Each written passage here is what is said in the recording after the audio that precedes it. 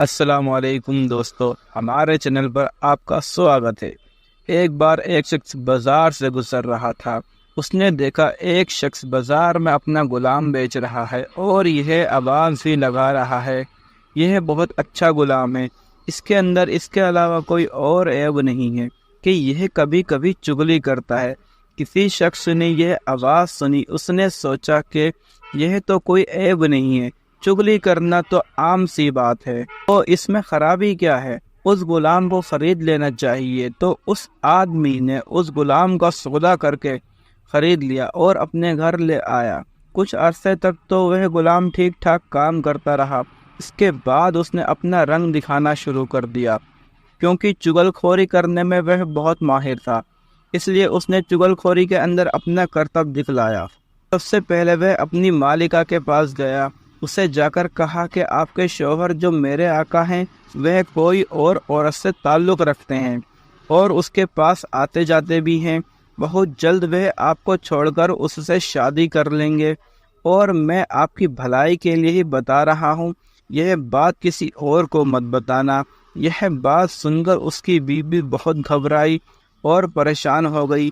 پھر غلام نے ہی اس کی پریشانی کا علاج بتایا اور اس نے کہا میرے پاس ایک ترکیب ہے تو میں آپ کو بتا دوں اور تم اس ترکیب پر عمل کر لو۔ تو مالکہ نے کہا ٹھیک ہے بتاؤ۔ تو اس غلام نے کہا کہ جب آپ کا شوہر سو جائے تو اس کی داڑھی کے 1-2 بال کاٹ کر اپنے پاس رکھ لینا، پھر دیکھنا کیا ہوتا ہے، وہ ہمیشہ تمہارے ہو کر رہیں گے، کبھی بھی دوسری عورت کی طرف نظر نہیں اٹھائیں گے۔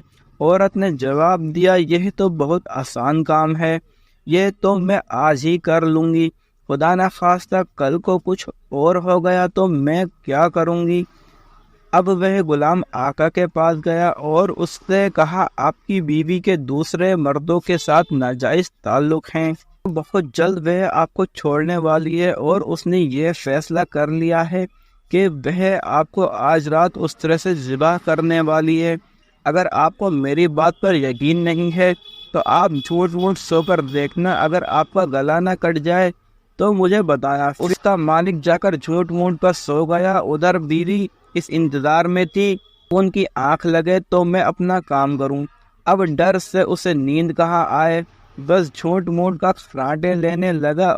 اب تو اس کی بیوی کو یقین ہو گیا کہ ان کو نیند آ گئی۔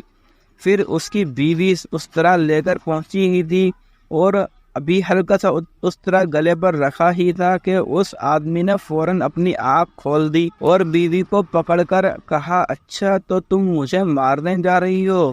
اس کو غصہ تو پہلے سے ہی آ رہا تھا، تبھی اس نے اپنی بیوی سے اس طرح چھین کر اپنی بیوی کا ہی گلا کاٹ دیا۔ جب بیوی کے خاندان والوں کو پتہ چلا کہ اس کے شوہر نے ہماری بیٹی کو قتل کر دیا ہے تو انہوں نے جا کر اسی طرح سے اس کے شوہر کو بھی قتل کر دیا۔ اب شوہر کے خاندان والے بھی آ گئے، پھر دونوں خاندانوں میں خوب جھگڑا ہوا اور 20 لوگ مارے گئے۔ تو دوستو آپ نے دیکھا اس غلام نے ذرا سی چغلی سے کس طرح سے دونوں خاندانوں کو تباہ کر دیا۔ دوستو چغلی کرنا ایک بہت بری بات ہے، اس لیے اللہ تعالیٰ نے چغلی کو حرام قرار دیا ہے۔